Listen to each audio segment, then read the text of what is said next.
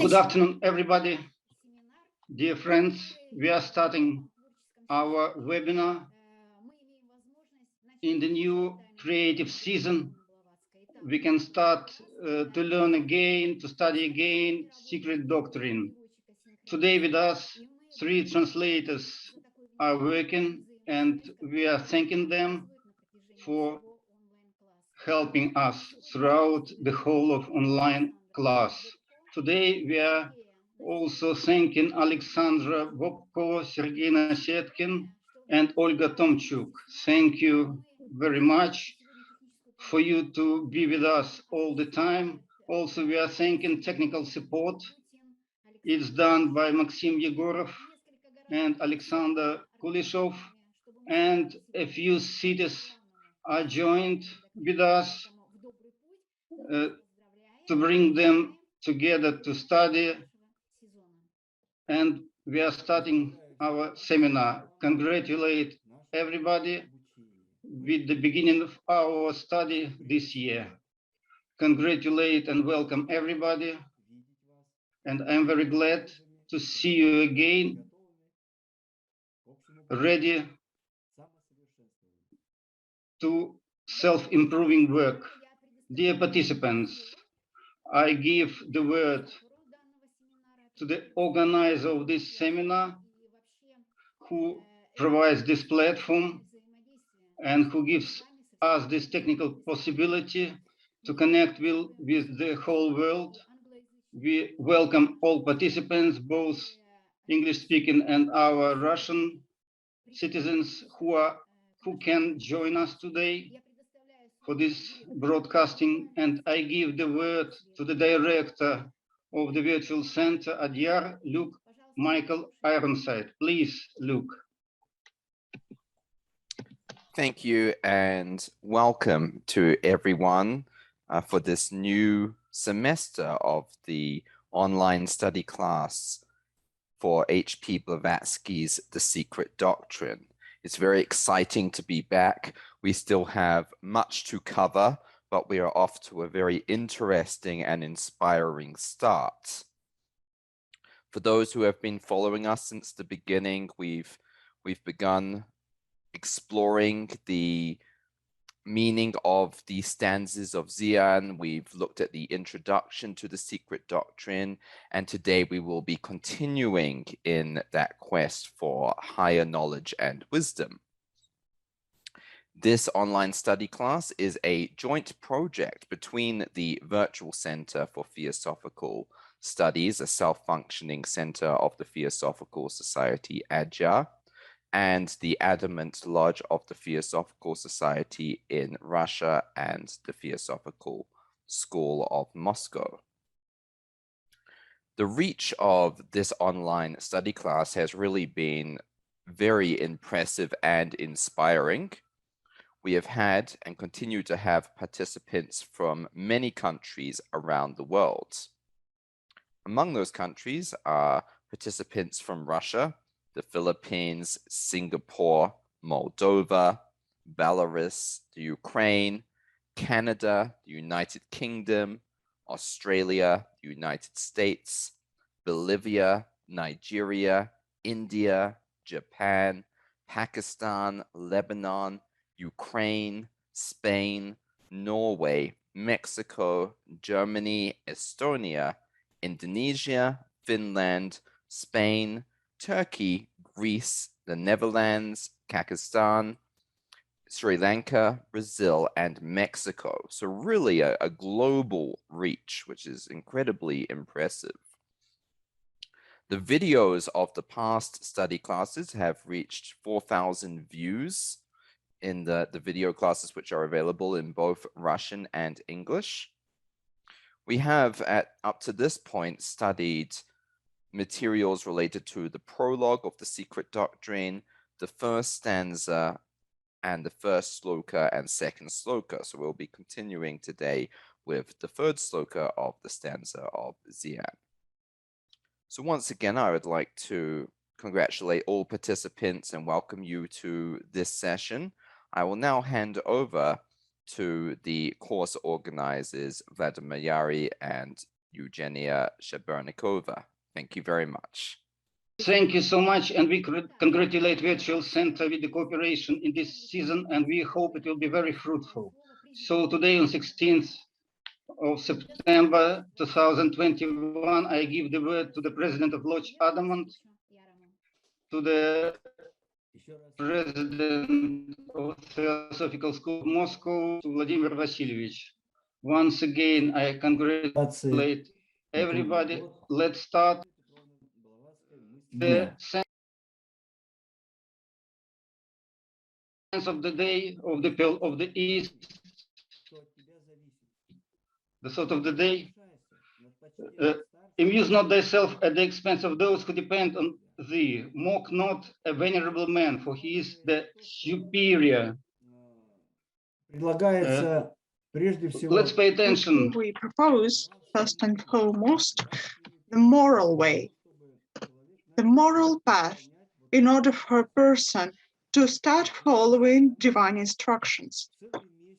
In other words, the whole month, as it has started the month of fiery monkey, from the very beginning, there are instructions given by HPB right now. The gems from the East, it is for the whole month. So let us follow how this thought is revealed, and following the causal law of the Kala Chakra calendar, according to the sum of Nidanas and their cooperation and the way they affect our consciousness, and how they affect the individual character of a person. In the time, there are causes for consciousness to exist, and in these conditions there are Nidanas named after animals. We all know what Nidana is, because HPB in her Theosophical Dictionary put meaning of these Nidanas. She explains that these are mystical symbols that require a deep understanding of meaning of these Nidanas, because there are 12 Nidanas. These Nidanas are put together by pairs, by elements, male and female principles. Male principle means how, and female principle means for what. So it comes out to be that these 12 Nidanas presented by animals, they symbolize actually mind that is feeling,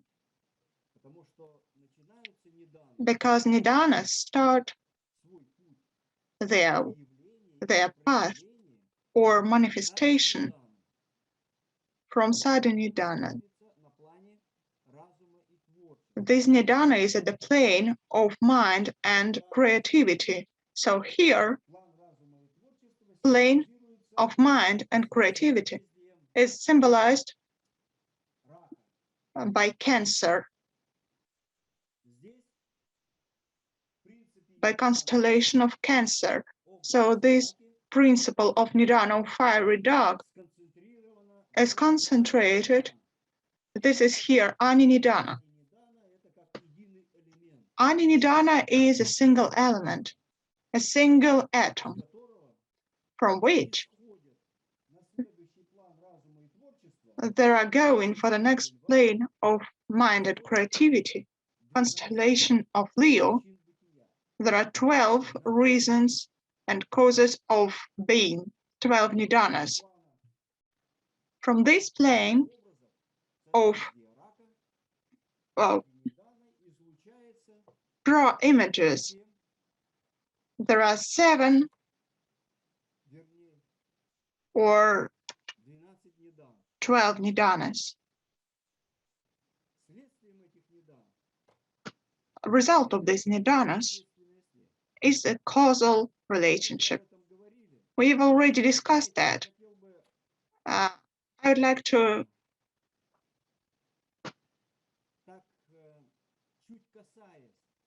by merely touching these metaphysics,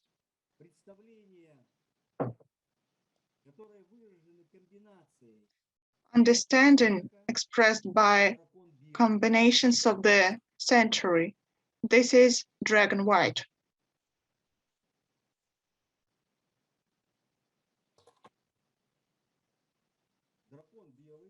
White dragon symbolizes the century.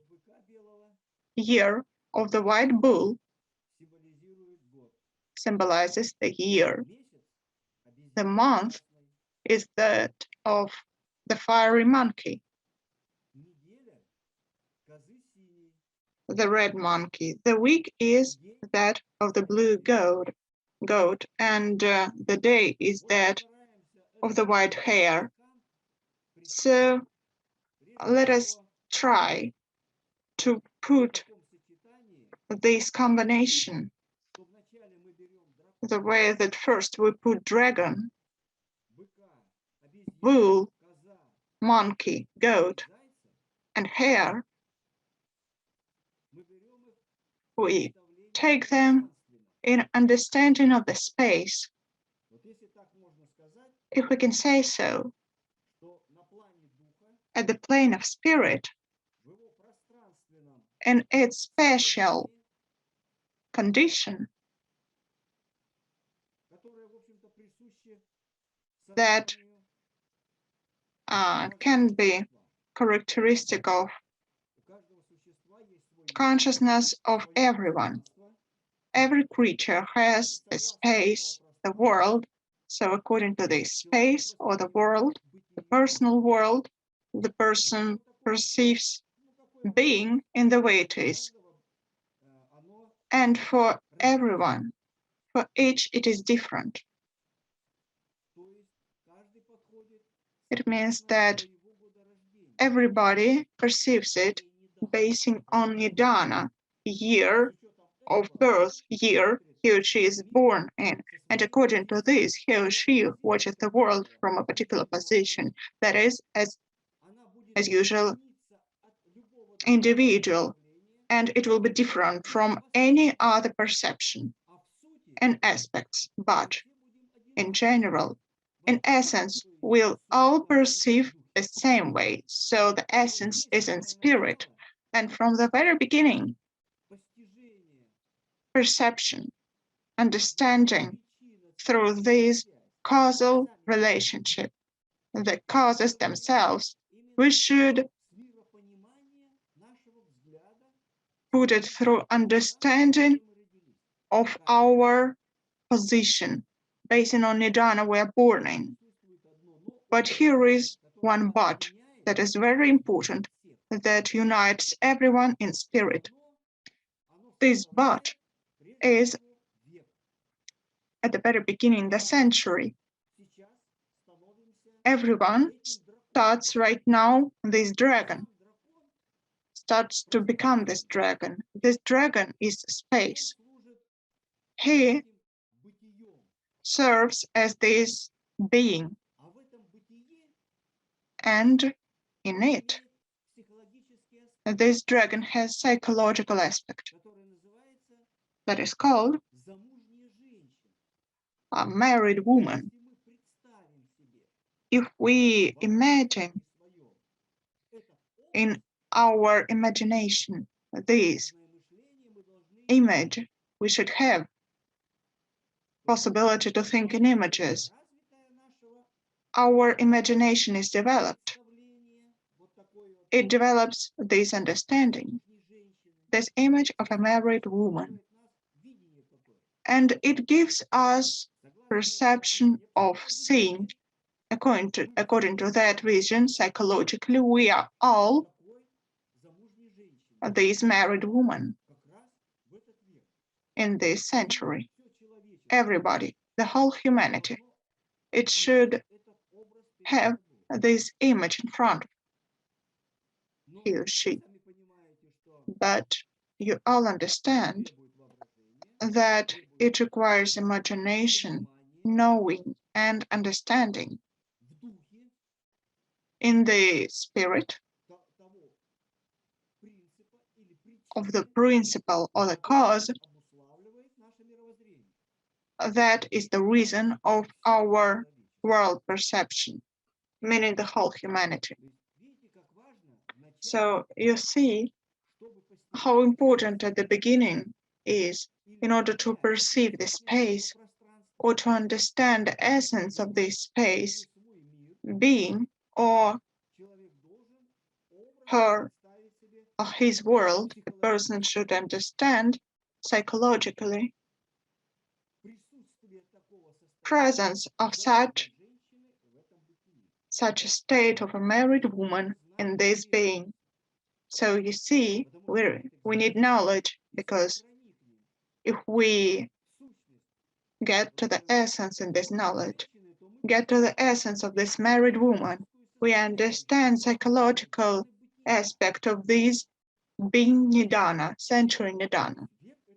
So the century is the idea, and if we understand, see this idea, but as usual, it's very difficult because it requires knowledge, imagination. But for that, we have the year that helps us, and the year of the white bull helps us understand that in order to reflect this state of imagined dragon century, or the thought itself that has also caused in a married woman, in a state of the married woman, this state, the year can realize this state if we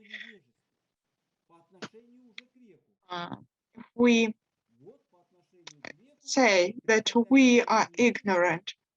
Year towards century presents its ignorance, but the bull in the space starts to affect the liar center, this position of unknown that the year has given this liar center as the secret. And the bull is trying by impetus of its will in ignorance, but by necessity of the year that is present, is taking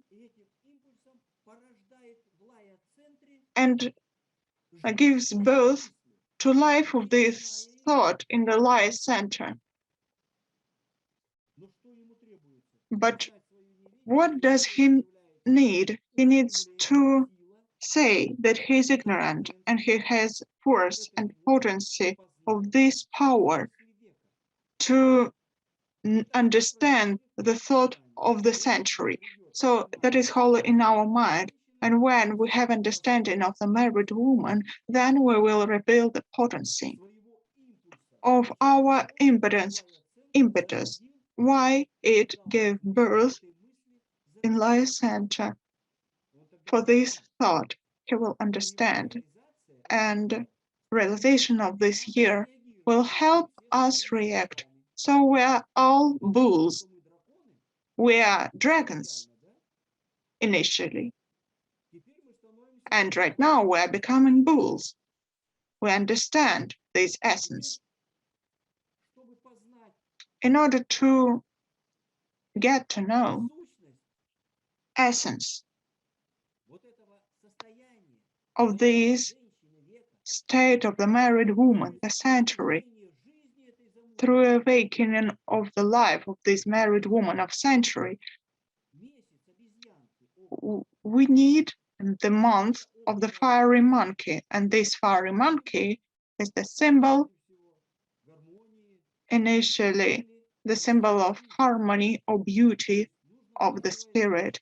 So actually we need to bring up feeling of beauty in our souls. And this feeling is actually very rare. But by following this meditation, we get into these states without any will. First state is the married woman. Psychologically, we can imagine that. Then impotence by awakening understanding of this married woman in our brain, what it is. And when this understanding can be put together, only when we have this feeling of beauty and harmony, beauty of spirit. So here is the very important formula of cosmogenesis that tells us 3 fall into 4. So we're trying to realize it. Century, year, and month. It all gives to us those major steps that we should follow by our thoughts, states that we should get into by meditation of the thought. And when we calm down our mind, what the fiery monkey tells us, when we are in this spirit, we can move, or we can make ourselves have this spiritual force or force of the spirit. In order to make this force of the spirit spiritualize. And here is the following. This week, the blue goat, this week, it makes it possible for 3 to be manifested in something. So 3 fall into 4. It falls into the goat. Feeling. The thought of love, this goat, this is pure thought. The pure thought can take place only when we are altruistic. And the goat, in essence, is the psychological aspect for itself, inside itself. It is very important. Feeling of love. This feeling of love is revealed through the thought about the love. It is very important. So 3 fall into 4, they start to get this power. The 7-fold condition is in place. The space is 7-fold. It is ready for being manifested by forces, by energies.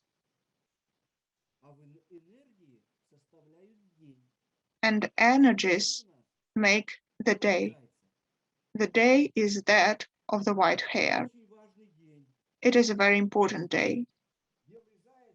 The white hare symbolizes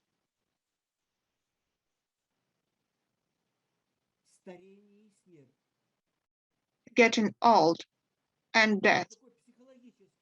It is a psychological image of eternal knowledge got by a human, because knowledge is part of individual personality. Personality should try to get to new knowledge, new learning. By what can it get there? this personality by understanding that the world is not constant, that there are no constant knowledge.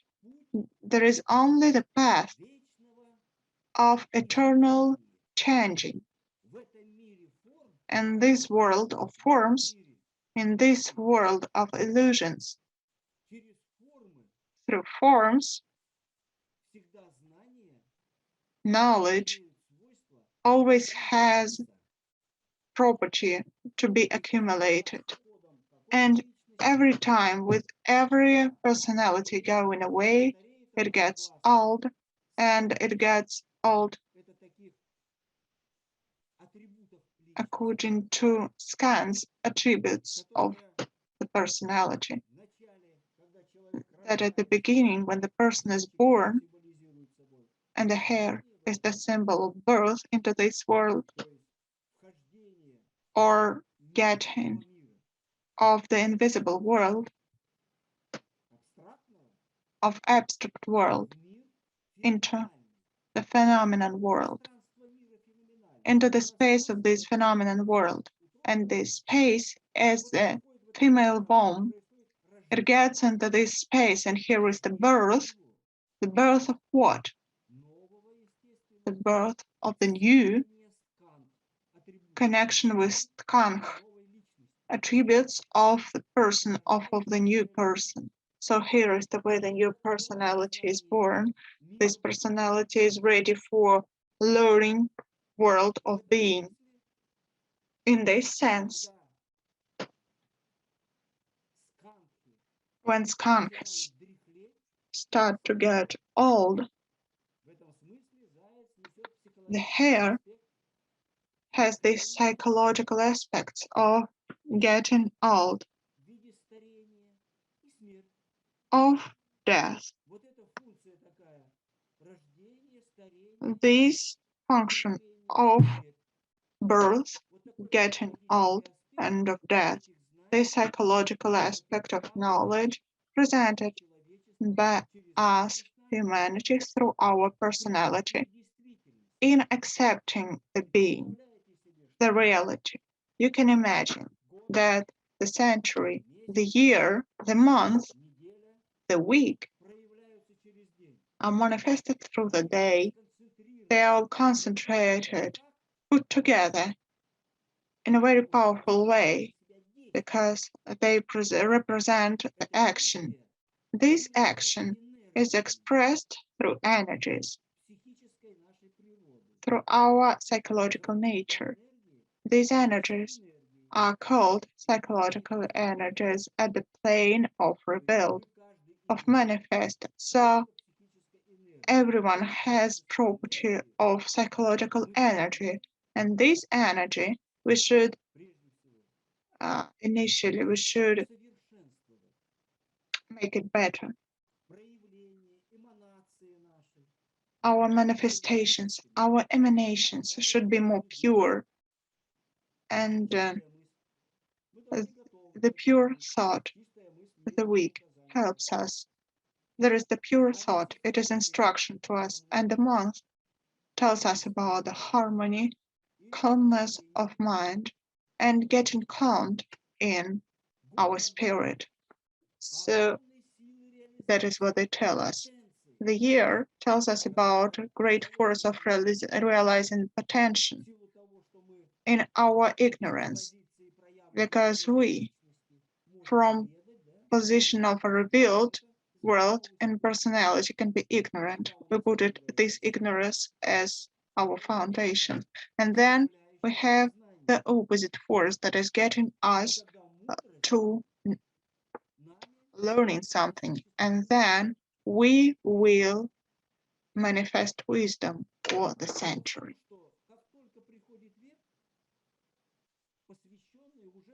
When the century comes, those who have this wisdom, they know how it will transform our mind, our spirit, our body, or the body of our mind. And through this comes transformation. If we apply the thought of the day,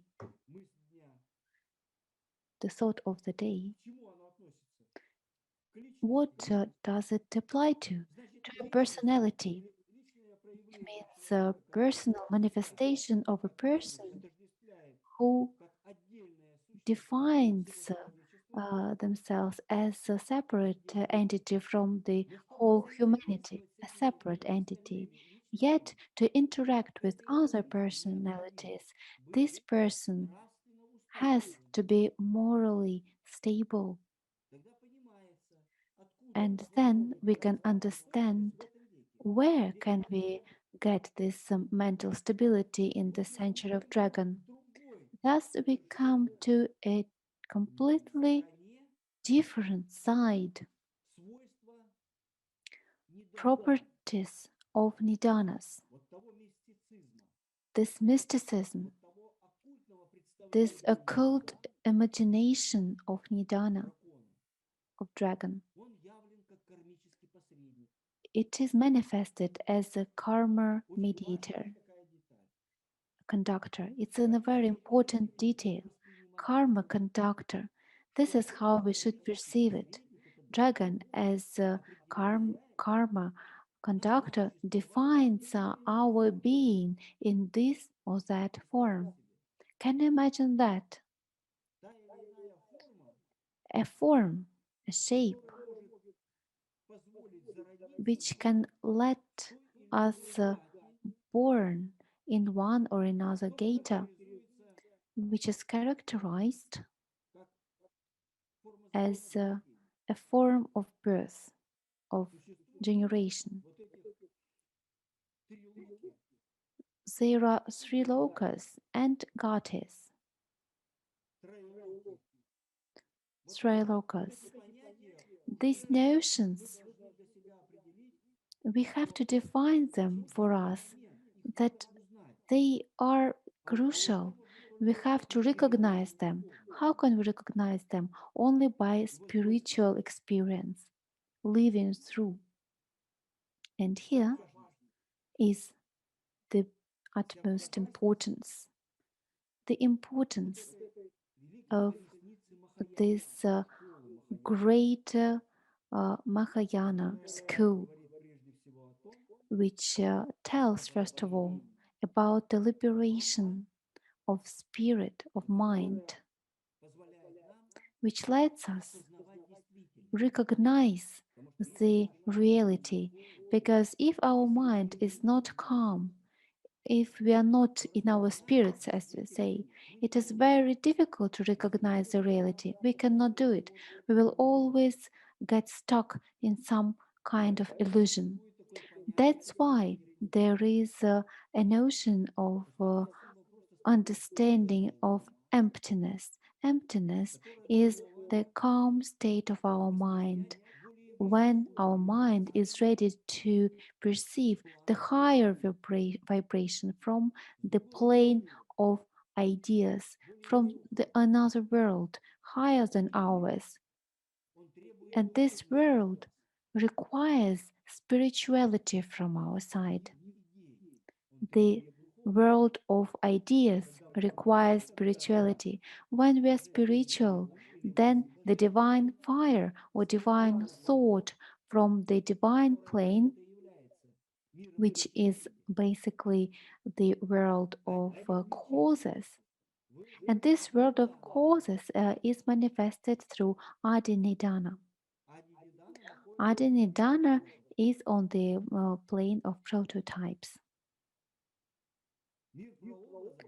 The world of prototypes requires nirvana state, and the nirvana state requires self-abandonment,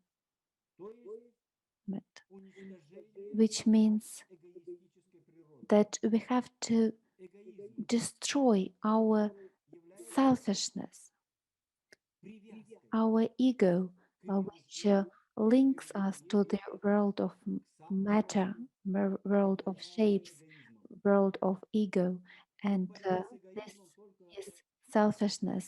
The fight with selfishness will let us get into the nirvana state. When we know that unique reason for being, which is manifested by Adi Nidana, we come into the state of uniteness, and then we understand the reasons for being, and then following Buddha, we may say all the same about this process of 12 Nidanas, this interconnection. I was born because I didn't know.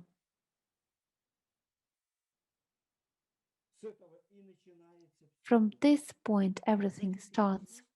It means the personality in today, in the day of the white hair, in order to understand the laws of being, of life, to understand cosmogenesis, to understand anthropogenesis and theogenesis, cosmos, nature, and human. To understand all this, we need knowledge. We need aspiration to knowledge. This is it, the aspiration to knowledge. This is the only way. Yet, this way is threefold. We pass through three ways. It is a unique way, yet it is threefold in order to achieve the knowledge. And this knowledge goes from unique to particular, from general to particular. It's very interesting. We are manifested here in this world as personalities, yet we are all has. It means we have attributes of personalities, Kank's combination, which are shaking us. So we have the strength of skans, which are our desires from the previous life. Just as we lived before, they made the combination for the today's personality, which asks for, strives for manifestation. But we have to become the masters of our nature, of these personal attributes of skans, this combination, masters. We need to use this energy the way with mindfulness. But for this, we need knowledge. Where will we go? It is the only way out that we have to aspire to knowledge. And the knowledge will help us to discipline our mind, our willpower. Isn't it right? Our speech. And all these, we can focus our intention, our aspiration to knowledge. And only in this case, we can use the energy of a skunk. It's quick getting old and death, which will let us be manifested, embodied. It will let us to achieve freedom and nirvana, to enter the nirvana state. In other words, we will foresee.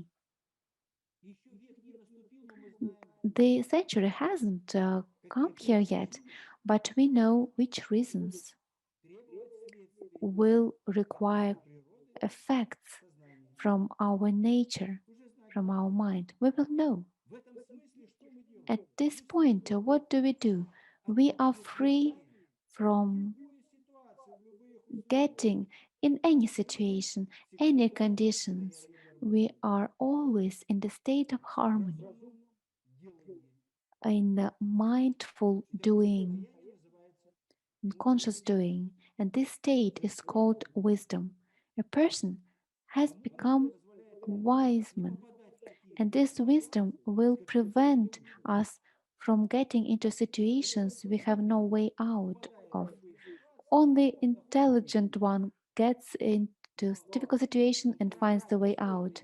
Yet a lot of energy is spent, a lot of opportunities are lost.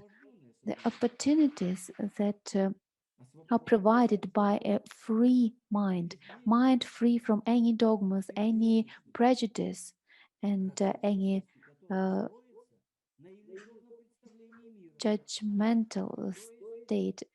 This is built on the world where Mara rules. We have to win over this Mara, and that's why Mahayana school lets us go follow the right way, being mindful, being conscious, using wisdom, using our psychological and mental energy, using the energies of skunk through contraries, through the opposites. Then we will have the joy as response. Can you imagine that on the wheel of time, always, if there is a century of dragon, we see its opposite, its contrary. In front of the dragon, there is a white dog. For dragon, white dog is joy, and the dog is the firmness of the personality. And it is under the ray of space of its world. And when personality starts to vibrate along with the wisdom of a white dragon, its space will vibrate together with the fire of the cosmic universal fire. And then this personality will use the strength of life with wisdom and economy, this psychic energy. This personality will manifest itself in harmony and manifest its life through something that dragon passes through, and this we a cross of life of century.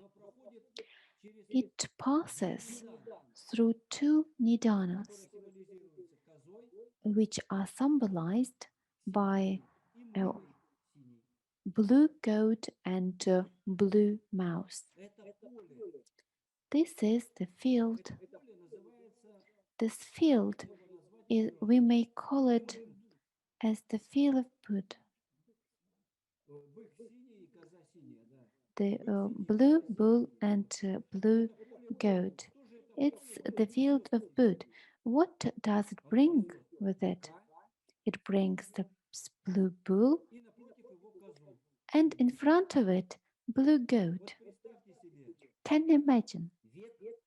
The century is in the same cross that is the week, and by this, the century gets stronger by the energy of the week, these 6 days. Here, blue goat is the principle of a pure thought. And in order to realize this pure thought, we need to use the strength of Kriya Shakti. The goat symbolizes this strength of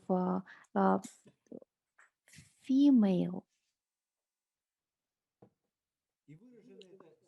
strength, and it is manifested as Krishna.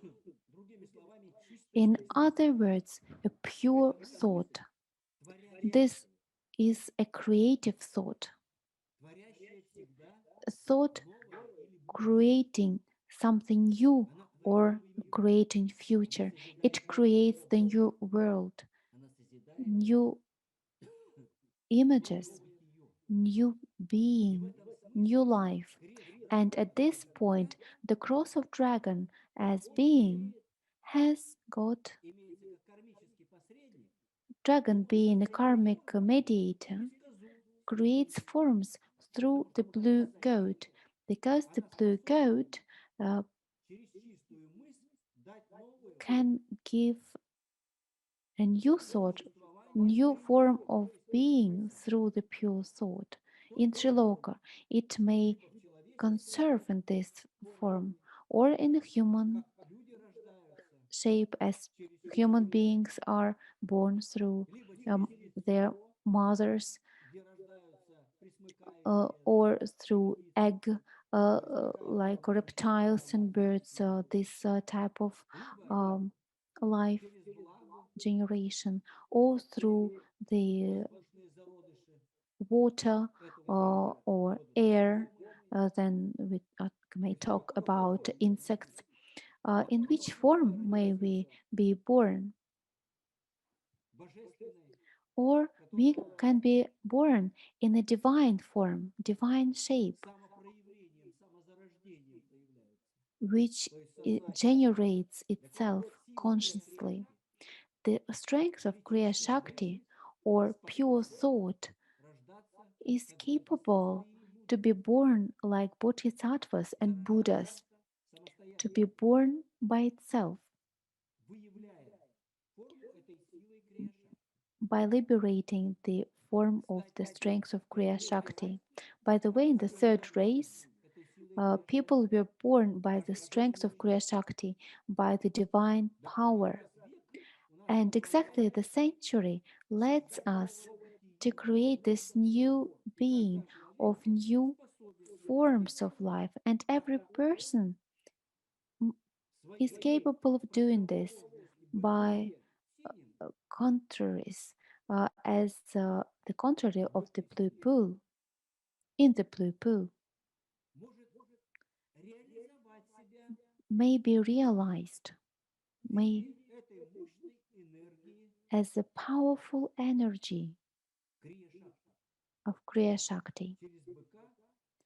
Through the pool, it can be realized to trigger in the Laya center the pure thought, which will bring to life a new form of life. In the Gata, with this form of thought, we may create our future, every one of us, according to this great knowledge which is being provided to us by the century itself, being strengthened by the blue goat. And blue goat is strengthened by the white bull year, because this is the same cross of dragon. But it doesn't matter whether it was white or it was not white, because the energy is what the dragon is passing through, the element of ether. The bull is passing through the same element of ether, and ether is the information field. It is a finalized structure of space which brings a certain vibration of a divine thought which lets adopt adaptation of our conscious to one or another form of being. That's why in this century, every human being and collectively all humanity passes through another shape, another form of being, of their mind, of their consciousness, and also physically We are changing because a thought defines the world, defines the person. The person is defined by their thoughts, and this is the new combination of skunk. The personality becomes immortal in the new combination of skunk. The attributes of this personality, they become tuned with the fire thought of God, with the divine thought and divine vibration. This is a very important consequence. I would also like to tell you about three paths, so-called three paths or three ways. It's spirit, mind, and consciousness. In the circle of the wheel of time, we see exactly these three paths. First path is symbolized by the orange ray. The orange ray englobes 24 degrees of the wheel of time on the right and on the left, till the purple ray and green ray. This part is englobed by the ray of spirit, the orange color. Consciousness is symbolized by space, the purple ray. The purple ray passes through the point of combination of these three rays: the spirit, consciousness, and mind. Passes through the center, which means the space is defined and manifested. When we have passed the sector of spirit, we see the space materialized. And next ray is the green, symbol of mind synthesis, which provides to us the notion of time. And thus we see that the creative ray of orange color, by getting into space, by discovering it, opening it up, and fulfilling it at the same time,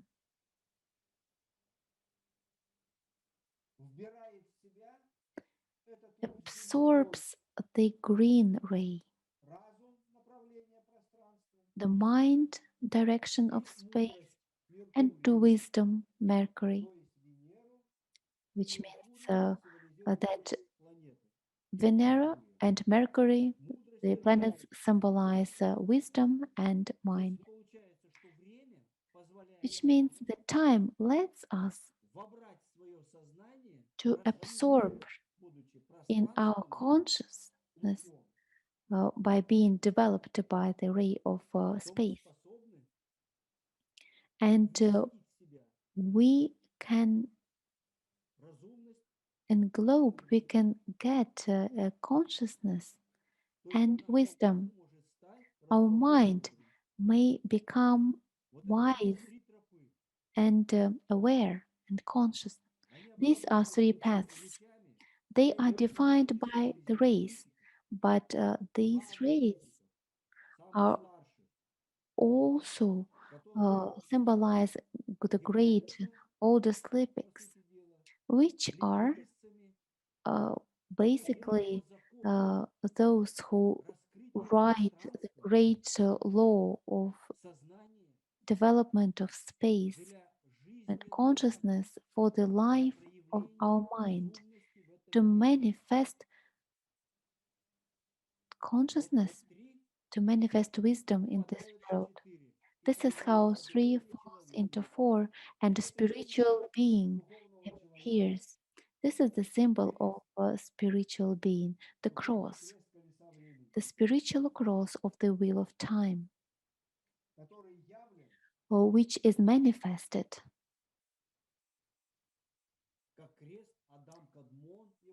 as a cross of, or Adam Kadmon, as it is called sometimes, or Christ, or Adami, the collectively spiritual being. And this spiritual human being is the real conductor of the divine thought. This is the collective humanity symbolized this way. Could you imagine, in order to perceive the depth of Nidanas, the sense of this mystical knowledge, occult knowledge, we should accept all this as space and time may lead us, may lead our mind to mindfulness, to consciousness. So Homo sapiens should become conscious, aware in all its manifestations.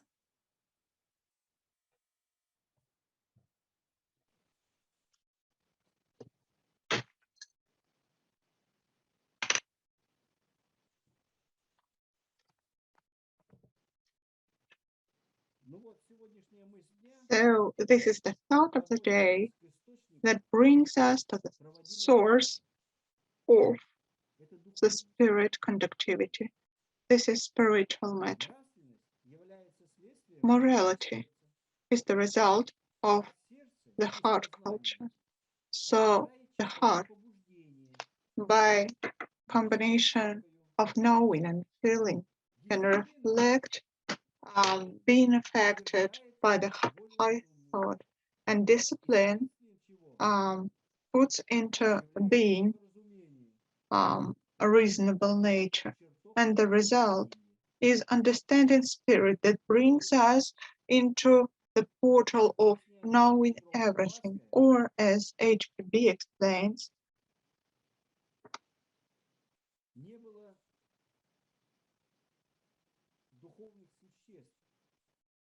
spiritual beings were not, mind was not, but the universal mind is always there, in both in Manvantara and in Pralaya. It is either manifested or unmanifested. By studying stanza 1, Sloka 3 of Dhyan today, it tells us that universal mind was not, as there were no ahi. Or in other words, there can be ahi, or they can still yet not be there. Ahis are beings guessed by solemnness of the universal mind, and their existence is spiritualized by manifestations of the universal mind. This is the state of life of vehicles of the universal mind, and it should be awakened in humanity, and it is there. So if we tell about the white hair a bit more, we can bring such an example, or it should be more manifested. This is experience of birth of Bodhisattva of HPB, who was born in the year of white hair, and the teacher told of her she was the only one who knew. So it means that basing on this knowledge, when the hair understood reality, he becomes all-knowing. HPB came actually in this very year and manifested this great knowledge of the Mahayana in three understandings, Hinayana, Mahayana, and Vajrayana. And these three vehicles were expressed through the white hair, through understanding of cosmogenesis, anthropogenesis, and theogenesis, cosmos, nature, and human being. And we use this example, and we should be in accordance with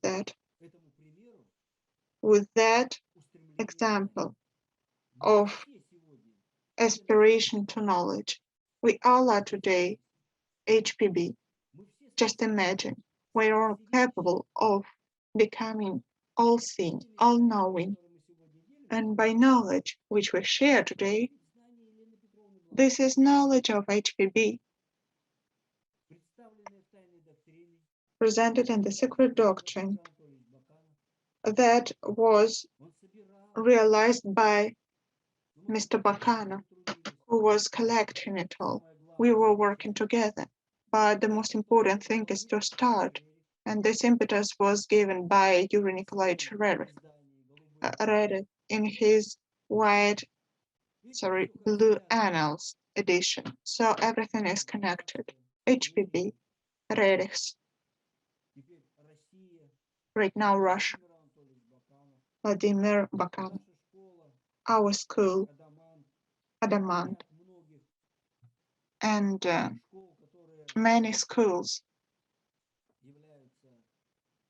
which are today results of Kemerovo school. They're working today. They're trying hard to reveal this knowledge for everyone, for the whole humanity. And you have such an opportunity. And I'm very glad that you have it. In our time, there were little opportunities we had. It was very difficult to get this opportunity. That was the time. But in this difficulty, we have the most important thing born, this synthetic knowledge, and it is lived through in a different way. It is a very powerful way, and we shouldn't lose this aspiration. We should collect, put together, everyone should collect this knowledge, synthesize it, and develop meditative thinking by imagination, and knowledge, feeling, and understanding of spirit will be results of our life lived in quality, in any other revelation. Thank you for your attention. Thank you. Thank you so much. Today, we have listened what is the day today we live through, a great day, and the fact that we open another season today in which we should go through different slokas, stanzas, and be in different energies. I'm very glad that this day is symbolized by Nidana of the white hair where HPB is born. And the best way the energies are together, the whole space sounds by this knowledge. Today, by following the first stanza, Sloka 3, we can say that there is a lot to talk about. Several times at our seminars, we have discussed these texts and commentaries, and always when we start to get deep into material of the Secret Doctrine, every time there is something you will discover. And the Secret Doctrine is a boundlessness of knowledge. And if the person aspires to get the universal truth, the absolute truth, there is new knowledge, always new knowledge revealing. Today we'll try to tell how stanza 1, sloka 3 by putting together their energies in manifestation of accordance, equality, differentiation, and manifestation in human nature. These are the main aspects when we put abstract ideas of unmanifested world discussed in the first volume, Cosmogenesis of the Secret Doctrine. We can by equal way apply it to our human essence. And if this foundation we learn by this concrete way, and if this foundation is alive to us, if this ahi breathing, Tian Kogan's, Chohan's breathing is our breathing, then there is a different side of nature revealed to us. HP Beat for the whole life devoted herself to research of this truth and the very human essence, human breathing as impetus of will gets focus of mind in feeling, and by these sensations, feeling, the human being is being spiritualized. So by bringing up, by subtling feelings, being in high energies, the human being is becoming more and more sensible and is becoming more pure. Then the divine light is like through the glass. It is pure, and that is the way we can see our path very clearly. That is the way we can follow a particular idea. That is the way we can structure and know this structure, aspects, function, practice, and projection of every idea.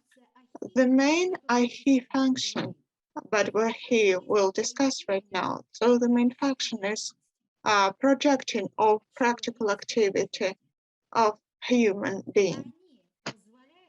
They allow us, therefore, affect the human mind, the human consciousness in building hierarchy of divine being, while many divine beings were working on this body of God, which is human being, by putting particular impetus of fire there, while the fire is the focus, connecting initial fire and its dense condition in this matter, while elements contribute to that. So today's stanza tells us that the universal mind was not because there were no ahiki to contain it. In all commentaries to the Secret Doctrine, in all questions put to HPB by students while they were researching this stanza, we are trying to understand this information in the books that HPB refers to. We should understand first and foremost what the universal mind is, all its aspects and gradation, and we should understand what Ahi is to understand by what way the third stanza is becoming possible. But purely in numbers, it is very important that being is Sloka 3. Stanzas of Dhyan are the following way. HPB writes about 3 levels of revelation of Ahi. The mind itself is the third state of consciousness of the human being, the third principle. By being in stanza 1, 1 plus 3 makes 4. In this saint fority, we can say that there is a great synthesis. The great synthesis is always combination of opposite beings. And right now, we'd like to dwell into commentaries to this stanza and make research of concrete notions up to their concrete nature. In geometry, changes of notions, and we should combine it together with the human being here in a dense world. So let us start.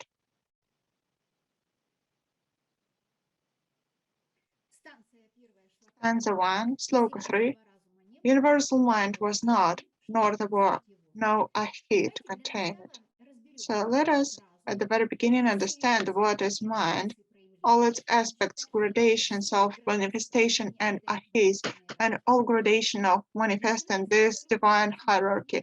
Starting by the absolute mind, we understand by commentaries in the Secret Doctrine that the absolute mind is ever existing, and its reflection is manifested in Agni, who, being inhabitants of the higher level, begin to reflect collectively the universal mind with the first dawn of Manvantara. And they are creating all forces that are below up to the very low level. And at this movement down, by being more and more dense of this Agni manifestation with the first dawn of Manvantara, I'd like to stop at. If the absolute is latent or slumbering mind, and its shadow can become differentiated in collective sum of these dhyani, we can understand that the absolute consciousness is eternal absolute, but sometimes it becomes relevant, relative. When does it start? When Manvantara begins. Every Manvantara is what gives this regularity or lets the absolute consciousness become relative. So, even this phrase, when the great philosopher said everything is relative, you understand that these words relate to the whole cycle of Manvantara, because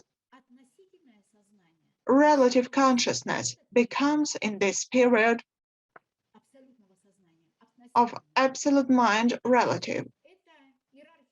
Agni is the hierarchy of beings which concentrates in its first manifestation as Dhyan Kogans, and these are cosmic celestial beings.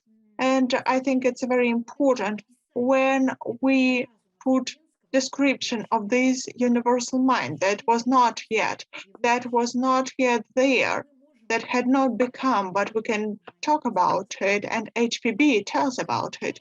And in commentaries, in literature, we can read about it. The universal mind that is always there is not only in Manvantara when this movement starts, it's also in Pralaya when all beings are dissolved. And in this moment, when everything is there in potency, there was no universal mind, as there was this continuation of Pralaya, because there were no Agni yet, no Agni through which the universal mind could express itself. The universal mind is the absolute, which is beyond time and space. We can say that the principle of human existence through transferring of the absolute energy is Atma, which is the emanation of the absolute. The cosmic mind is the cosmic source of ideas, but it is not an evolution. It is not creativity, because it's one of the aspects of the universal mind that has always been and is always there and will always be. HPB will write that the mind is the sum of the consciousness states. What can we understand from it? There is a particular consciousness from the capital letter, which is united, and there is sum of its states. So this sum is put together under some notions, and these notions can be told about and shown in a geometrical form. So the sum of states of consciousness, there are only three headings. So by what way these three can have the whole sum of consciousness? First sum is thought, second sum is will, and third sum are feelings. And the sum of these three is given in explaining some of consciousness states, thought, feelings, and will, which is the mind. The universal mind remains in pralaya when everything is dissolved as the constant opportunity of mental activity or abstract activity born by mind, for which the mind is the medium. We can say that the universal mind always has opportunity. What is that? It contains abstract absolute thought. So here is the opportunity of the universal mind. It is the bearer. So the universal mind is the bearer of the absolute thought. In this equal revelation, if we tell about mind of the human being, we understand that the mind of the human being manifests the same way the thought, and the higher the thought is, the purer, the more subtle, and the more acute the mind is, and the more revelations are there, the more activity is there at the mental plane. And in that moment, when you achieve such a substance of putting together the very high point, there is culmination and there is mental culture. The whole humanity goes forward through the evolution to this mental culture. We can tell about many examples on how we understand mental culture of our consciousness and of other people. Almost nobody can be mistaken here because this image is very expressive, and the things the person thinks of is the way he or she exists and brings this image. It can be seen in physical plane. So the cosmic mind, HPB says that this is Mahat. This is the third of 7 creations, the third stage of evolution, the universal mind, that is, according to the absolute mind, the cosmic mind, which is the third part of the cosmic evolution, and the cosmic mind itself, which is the third aspect, is the divine source of ideas. Actually, this is periodic manifestation of the universal mind. So the universal mind itself, as manifestation of the absolute, can be revealed through these divine ideas. It brings them. Mahat, as the divine source of ideas during active action, is regular manifestation. Mahat is the great Manvantaric principle. Why Manvantaric? Because it is a regular revelation of active period, and active period is Manvantara. So you see how the whole mosaic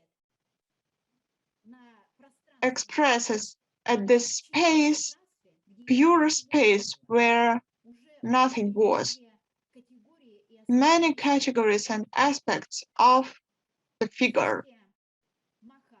If Mahat, the Manvantaric principle of the mind, HPB says that it follows the function of the brain through which the universal mind radiates ahi. Here is culmination of building, when the universal mind, through this functional organ or brain of the universe, and the brain of the universe will get back to it and determine at the planes of existence where it is.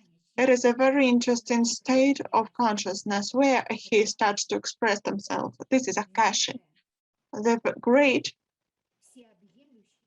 all-containing space, including many processes. if we see planes of existence, we can see how the sum of consciousness states is revealed in threefold. We see the first revelation as a thought, and thought was the first movement of the cosmos. So breathing out was of the cosmos was the moment when the thought came out, and this thought became cosmos. So the cosmos was changed by this thought. It was all manifested in this breathing out that is called thought. Thought is actually the cosmos. But without willpower, this thought could not be manifested further because it has no movement then. We need a willpower and feelings that give further differentiation of these consciousness states. So that is why HPP says that there is feelings, knowledge, and willpower. It gives this threefold concentration that is revealed in the form. These three, as HPB writes, as she writes in her commentaries, he is the first, the second, and the third levels. And we can say that accordingly, by understanding these words, the first level of Ahi is Arupa Ahi. There is no form yet. It is not a body yet. It is not the form, it is Arupa. The second level is essence of Ahi.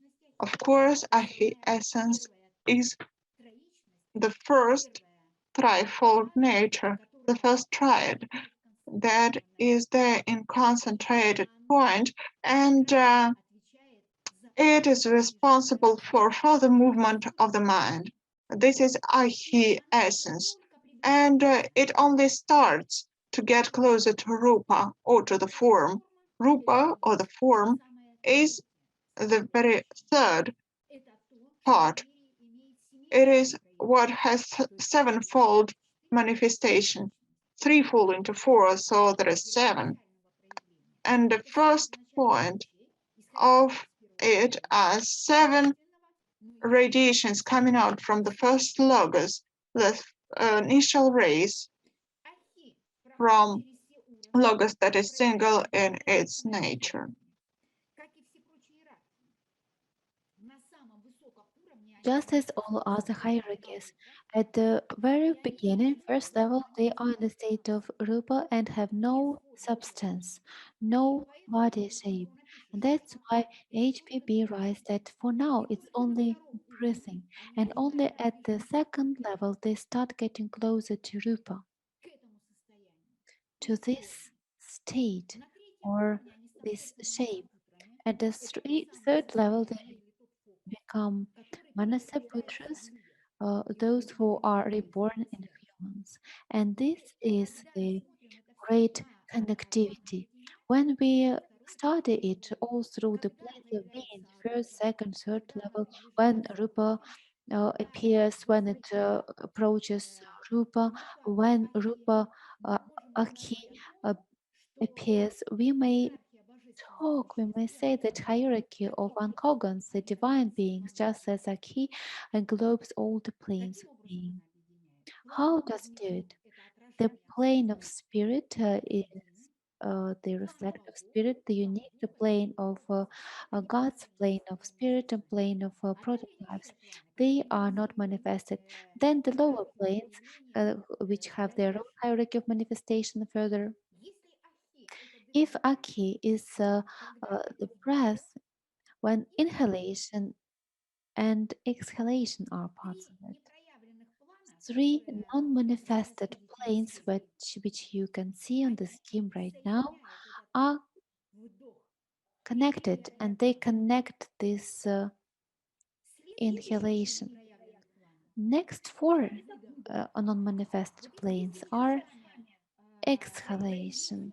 If we pronounce this word now, physically we will inhale, and this inhalation is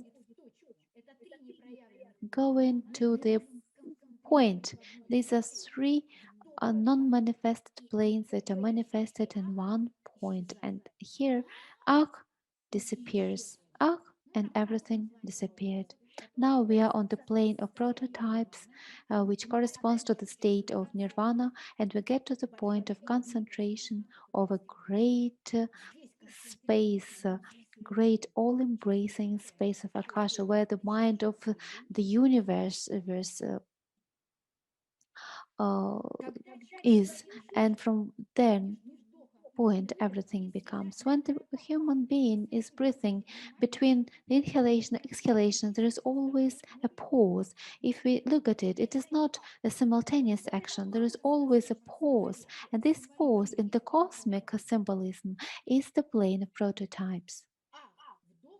Ah, inhalation. The universe shrank. Then a pause when all the forces get concentrated, and from the plane of prototypes, he or exhalation. The universe exhale from inside out. And he appeared. This is all the hierarchy of the divine beings uh, that traverses all the seven planes of being as inhalation and exhalation. Here is a hierarchy, how it was built, and the designers of this activity of inhalation and exhalation, they have their willpower, they have their feelings in Rupa, Agni. Thus, they built and designed all the hierarchy of the divine beings. If you notice, Ahi even written with a hyphen, and it's also the feature which corresponds to the plane of non-manifested and manifested. We're talking about pralaya. Pralaya is something non-manifested, and exhalation is manvantara, manifested. And through the exhalation, the manvantara starts. HPB writes that at the beginning of manvantara, this happens, and the dawn of manvantara has this white light, blinding light, according to the planes of being, Akhi, as hierarchy of divine beings, which is the breathing. And this breathing, which is inhalation and exhalation, is the willpower. This is how the willpower becomes the basis of life. This universal process of idea generation starts with Akhi and lasts through the whole Manvantara. Here we may see how this process happens, the process of generation of ideas. First, there was an eight-ray star, non-manifested. At this plane, it is manifested.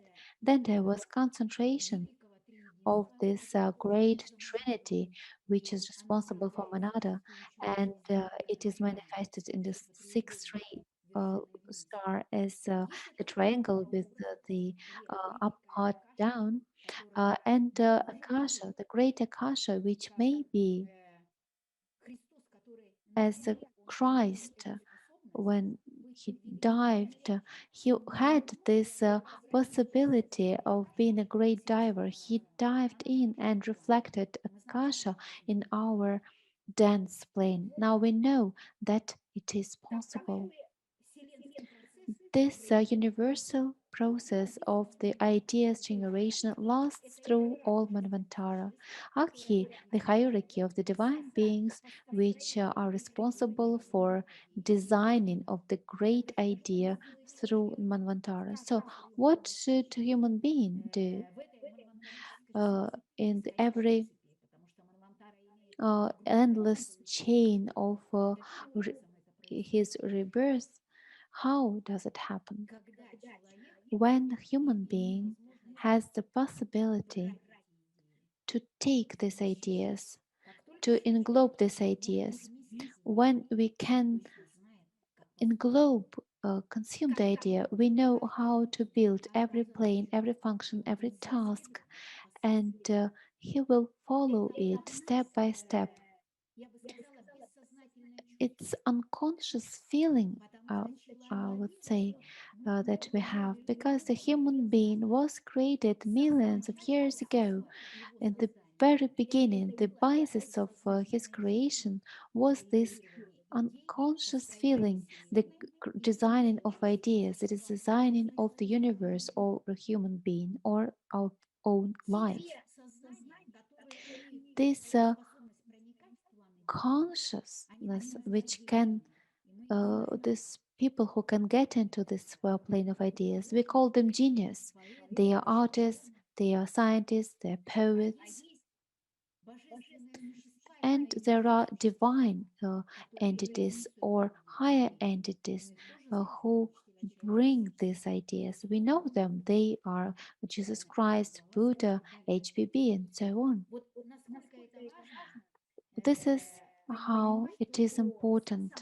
It is important to understand that the universal process of the ideas generation that Aki is responsible for has its continuation in our everyday life of every one of us. Aki are strengths. They are not human beings, and they are obliged to work together because the law that they follow, it is a simultaneous process, the impulse or impetus to action. Now we will analyze them breathing, inhaling and exhaling, the whole process. But in fact, all this happens all the time. Inhalation and exhalation. This is how the divine willpower manifests and gives the impulses to all the globes and the universe, and this is how it manifests step by step in our minds. Now we're in the fourth globe of this Manvantara chain, and we are trying to give to make our mind, our reason more subtle.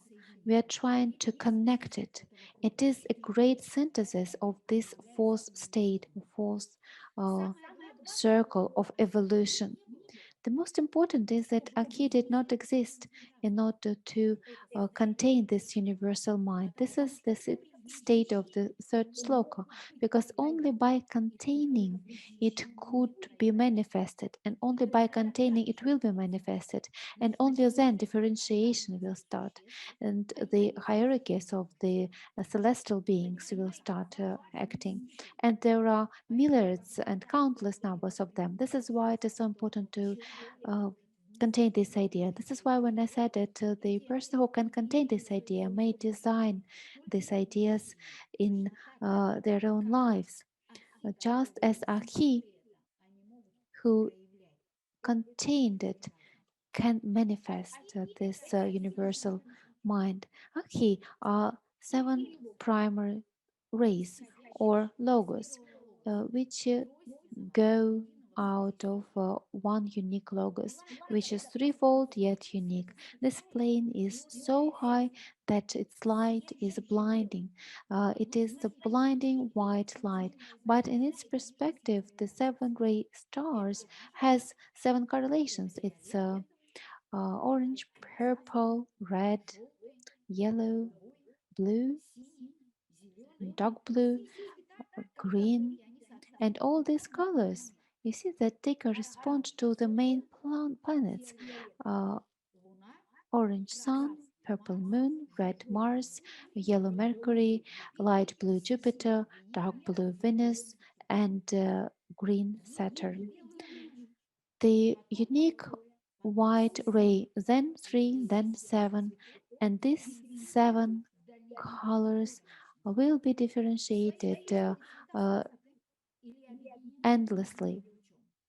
They are all unified by one white ray, but they have their own differentiation.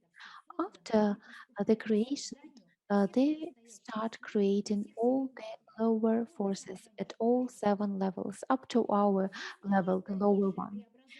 If there is a further transformation of this idea, there is an idea that we may consider this form.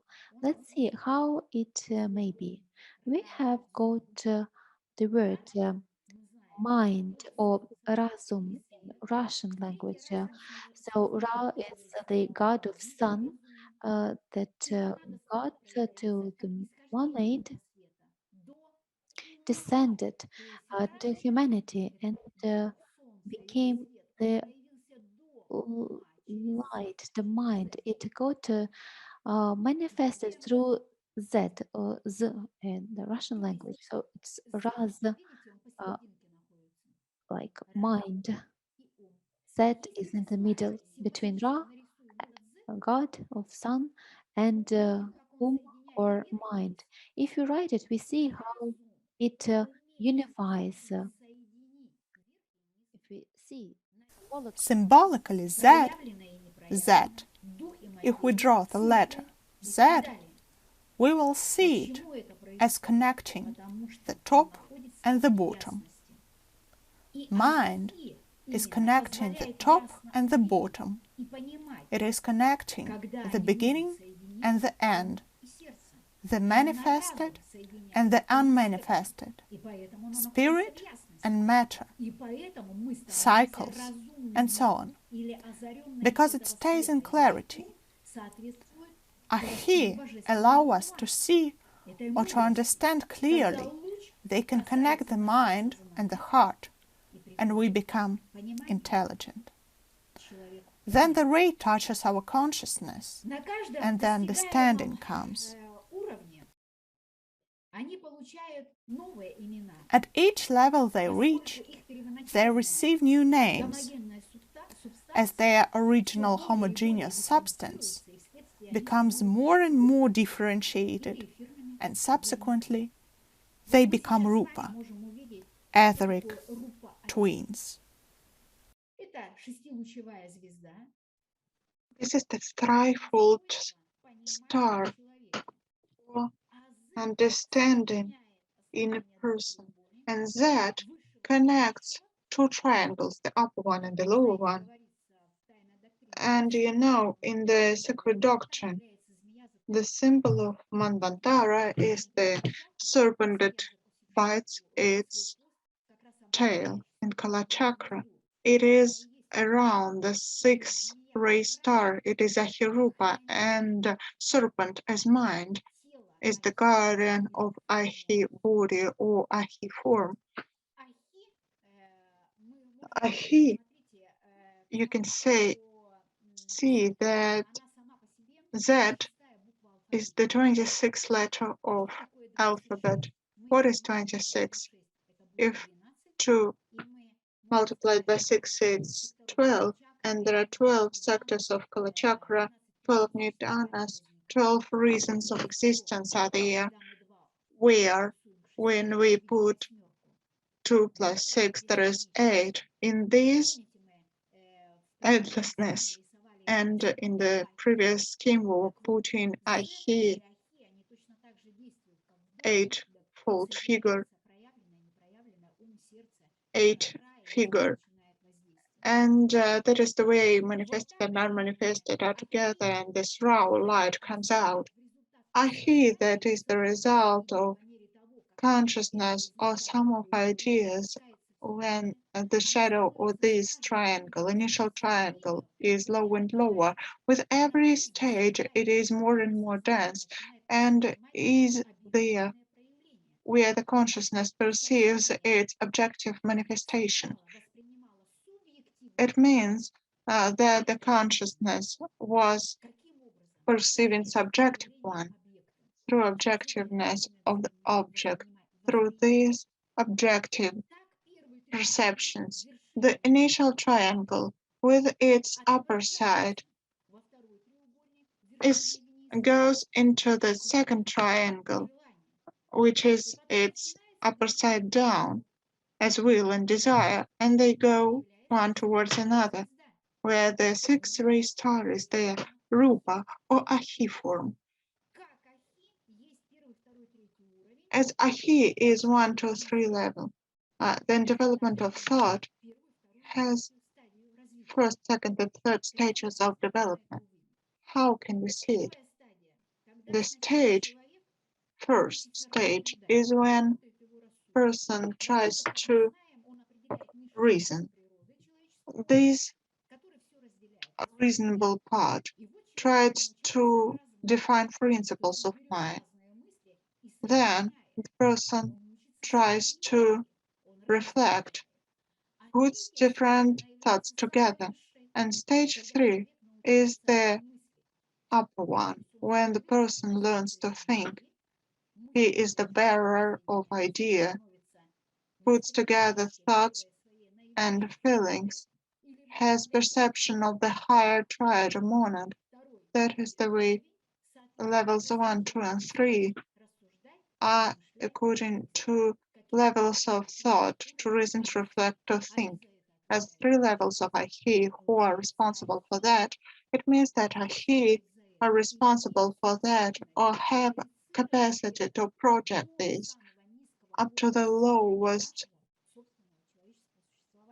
condition of our human being, to reason, to reflect, to think. That is the way we get higher to the brain of the universe, to our brain, and through our brain there is akasha that is reflected. The purer the state of consciousness is, the more clear the akasha state that is manifested is. What is the organ through which the mind at the material plane is reflected? It is ego. Ego itself as organ through which the mind at the material plane reveals its thinking and memory. That is the mentor that is helped by phenomenon of knowing. That is the way ego gets condition of consciousness when it does not bear difficulties of the earthy, when the person is free from earthy memory, everyday memory, and tries to perceive and starts to perceive, starts to produce memory of spirit that was hidden inside. What is outside disappears and what is inside appears. But then ego gets the real consciousness and starts to be written from the capital letter. The higher, the heart only can transmit a thinking. And the symbol of the heart is the 6th ray star.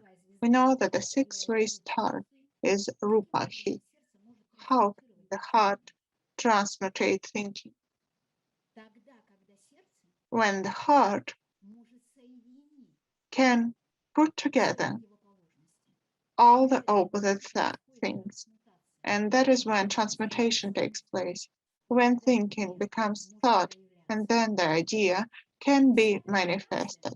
The culmination of development, the universe, and development of the human mind are at prototypes plane, where there is all unmanifested and where manifestation of mind into matter starts up to the non-ending raw.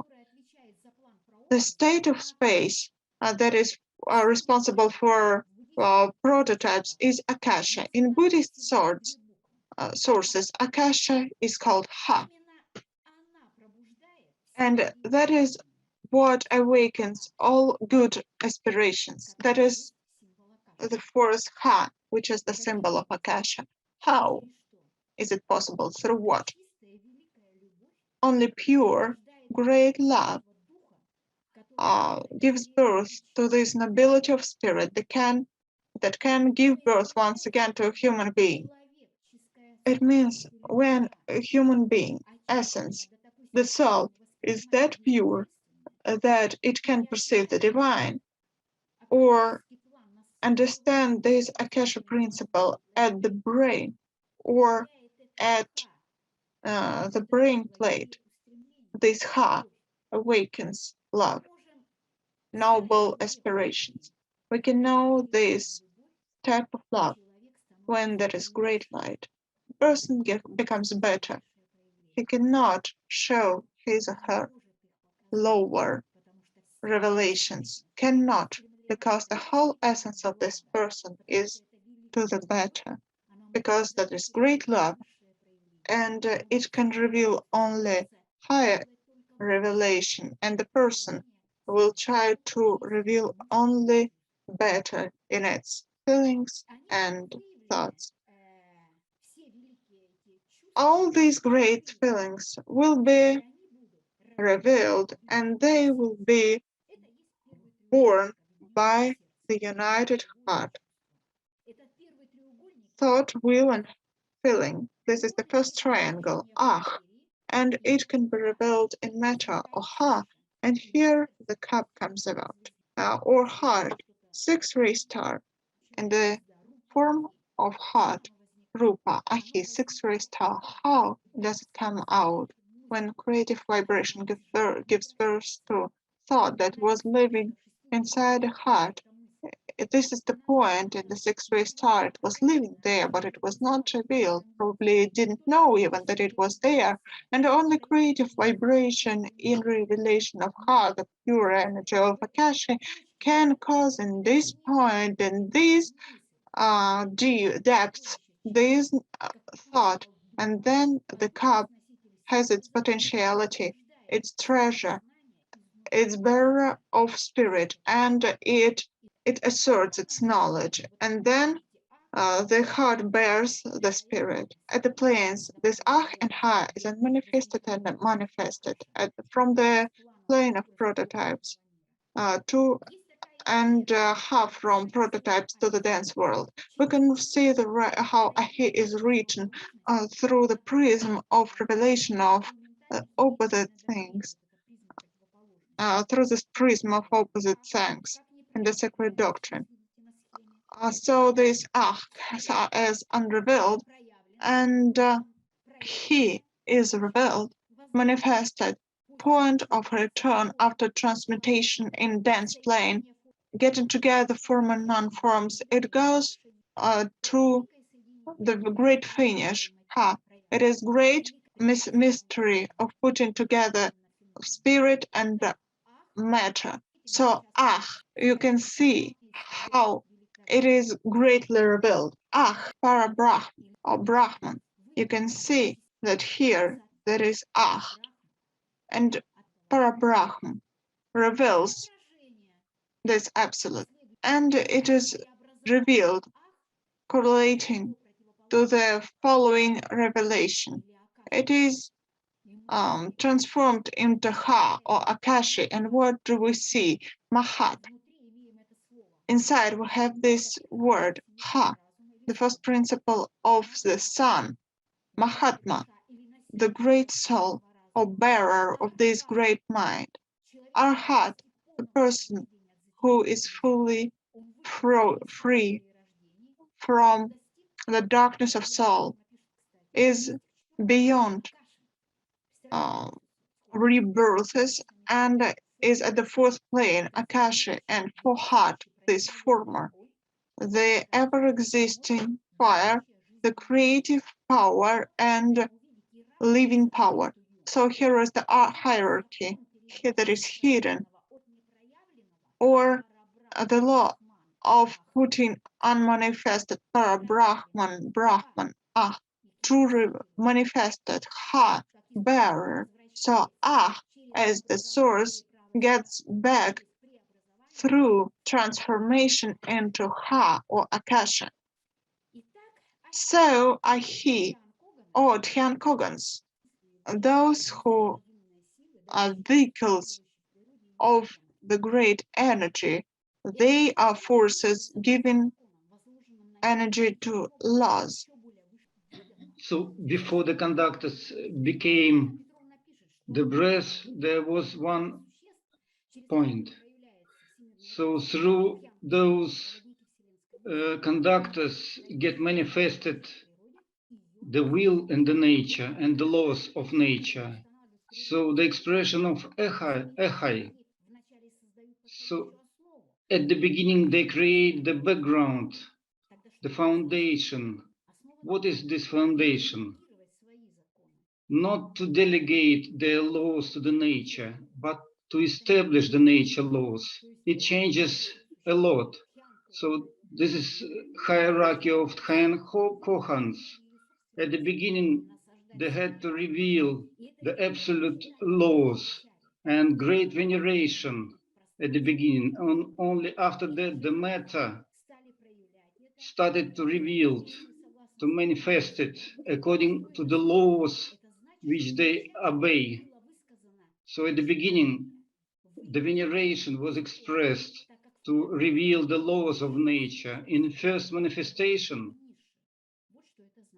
to ask the permission from the highest forces for the lowest. And it changes the general presentation of hierarchy. So at the beginning, the higher forces asked their permission, and the lower base was ready for that. And then those raised Kohenic prepared the matter for manifestation, and seven-ray star gave that base. It asked the permission, and then Kohans started to fulfill the will of the highest forces, not their own laws, but the laws of that nature, which potentially will be revealed. And Kohans acted as conductors of those laws of nature. So that's why Kohans symbolizes seven-ray star, this great revelation of hierarchy, when the higher forces ask the permission from the lower, and the lower base permitted. So which way it started to appear? The seven-ray star is drawn with one single movement, because they are the base and their unity of their potential not yet manifested. This is light-bearing matter, the one which shows the white blank matter. So this is blazing light. So it contained this blazing light, and those seven rays of seven main planets: Sun, Venus, Mercury, Mars, Jupiter, Saturn. So those rays represent the 12 Nidanas. So this way, Ehai has this property to combine nomen and phenomena through conductors, and its development goes up. So the soul itself, in this secret doctrine, the spirit itself, it's perfect from the beginning, and it doesn't change through the evolution. Only it's very clear, and it's represented with Ehais, and only Upadhi can get more perfect, go through evolution. And in context of third Sloka, the Ehai are real, and they are conductors of the evolution. So this is hierarchy of celestial beings through which the universal mind is manifested. And if in the pralaya there are no differentiated mind, so it corresponds that nothing was able to accept this mind. There was no universal mind because there were no Ehais to contain it. So the Ehai, first of the seven rays, first there was one light, white beam. From that beam, the other seven appeared. At this, please, next slide. I would like to talk about the pressure of the energy of thought, and this bringing the energy of the thought, it creates the bridge between two worlds, and it creates the uniform thinking.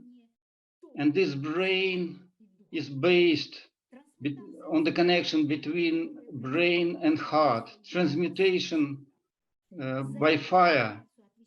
This transmutation is done by three centers. So this center is the bearer of the light, as physical and the spiritual. And at this plane, spiritualization takes place, accumulation of the spirit. And this bridge or accumulation of energies by transmutation of three of ehais, first, second, and third, as the feeling, mind, and body going through culmination, they bring the shortest way to the fiery world, to the world of the thought, to the world of the ideas, and only through the seventh principle in a human, it can attain immortality. The final goal of all things is cognition of the way. So the God itself, through the certain stage of evolution, decided that it has to send a master to the humanity, which would show the way to the how to achieve the spirit. So this way, by means of the fire, internal fire, the heart is enlightened. So this way, the human spirit, the seventh principle, makes the principle of getting saint. And only that's why the Buddha rejected the gods, because it understood that the way to save oneself doesn't go through accepting the gods. It refused to acknowledge other gods, and it became the Buddha, or enlightened, because he said, I am God myself, I am Brahman myself, and he became a master. So this way the Atman becomes the emanation. How this reflection takes place in a human being? It takes place only when the deepness can be overcome, when the spirit can bring the blissness, the bliss one can, who have understood the sufferings, the heart which has understood the sufferings has understood the light, because this way it can reach the deepness, it can open its wings. So this is unlimitedness. When spirit opens up its wings, it flies up and reaches unlimitedness. This way, ehais, by exhalation, open the wings and aspire for unlimitedness, allowing to each person to fly up above one's ignorance. And then the world of truth shows up. It's like the star.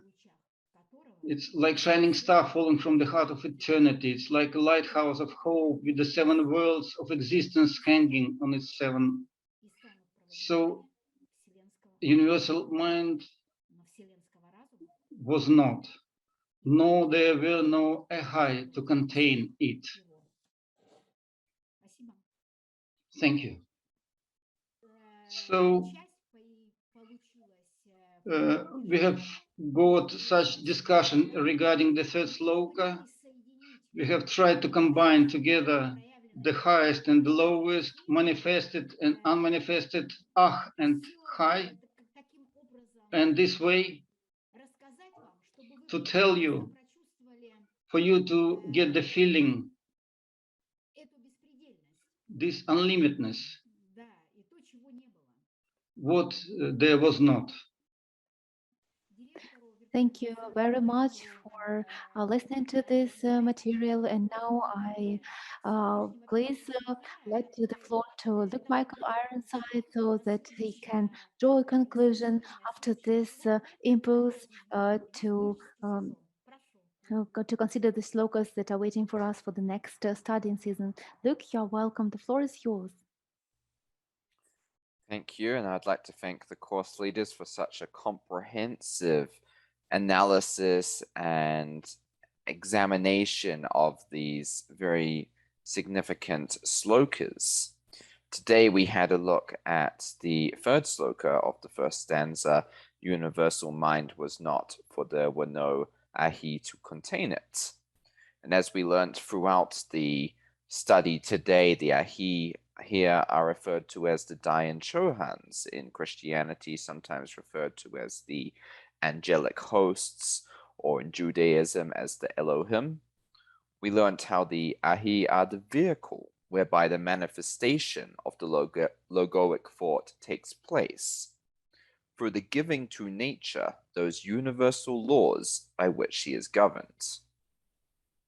We examined how the ahi, as enactors of the laws of nature, are themselves bound by a higher law, and therefore we have hierarchies within hierarchies, and laws within laws, this being the nature of the cosmic order.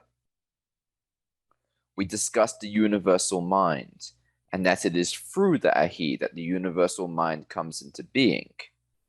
This universal mind being the divine thought or cosmic ideation through which the cosmos is manifested from its potential to its actual state. We discussed the duality and cycle of Manvantara and Pralaya, and that during Pralaya there is no differentiation, and thus no manifestation of any kind, there being nothing to contain or perceive any distinction.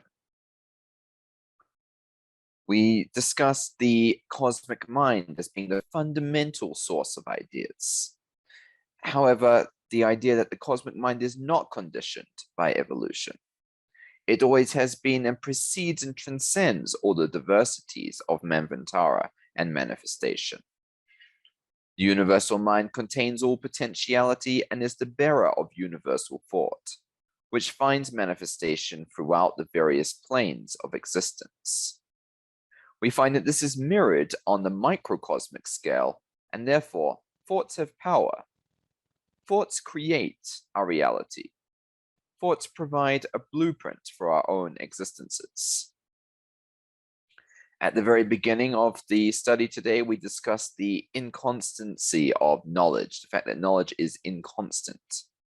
All of existence undergoes change, including our own selves, our thoughts, our understandings, our models of the universe and of our lives and the world. Only Theosophy, being the ageless wisdom, is in its essence eternal and unchanging. We covered the duality of ignorance and truth, the fact that we are born in and live in ignorance, and must climb through our own self-effort and perseverance towards the pinnacle of truth, which is Theosophy. This wisdom is transformative and can mold our minds and characters into a higher self. Ignorance is rooted in separateness, in the illusion of a distinction between ourselves and others. Theosophy provides a path towards both transformation and moral stability, in which this illusion is escaped and the reality of the oneness of life is realized. Theosophy therefore provides a synthesis for the seeming opposites of the planes of illusion, or Maya.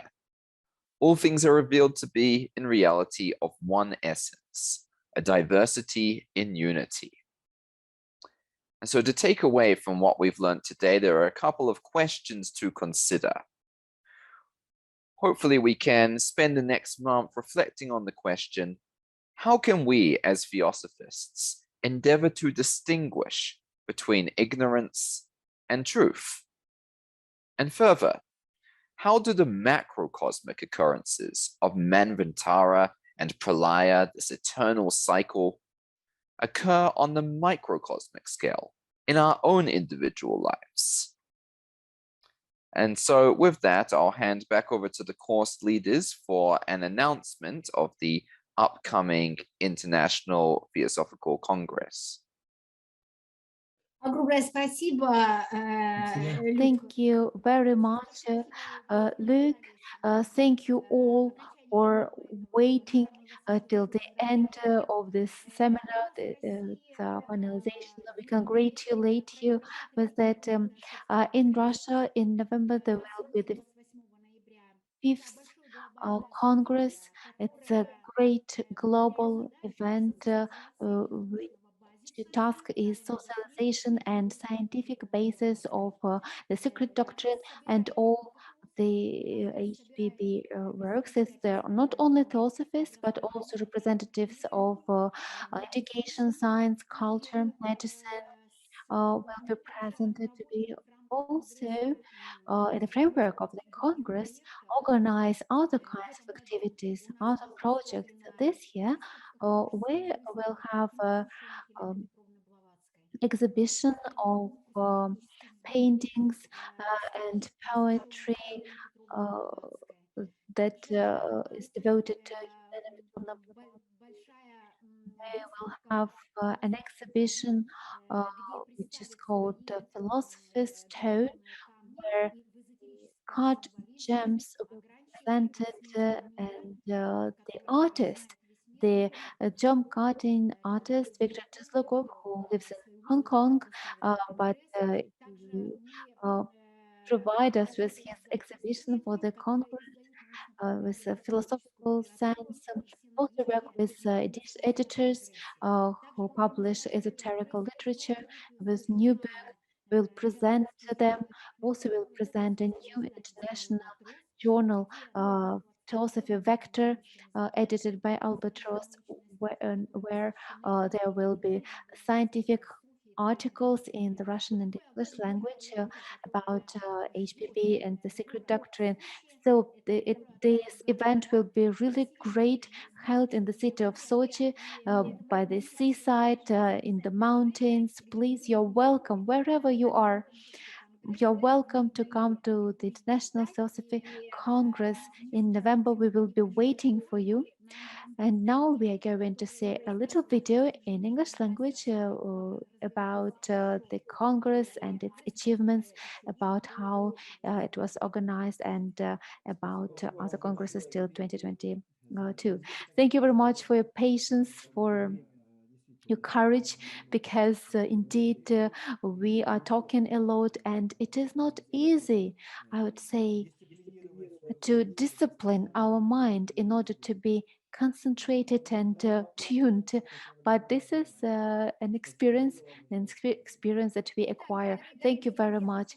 Dear friends, now you are welcome to see the video and we are waiting for your questions. Please share your questions with Luke Michael Ironside.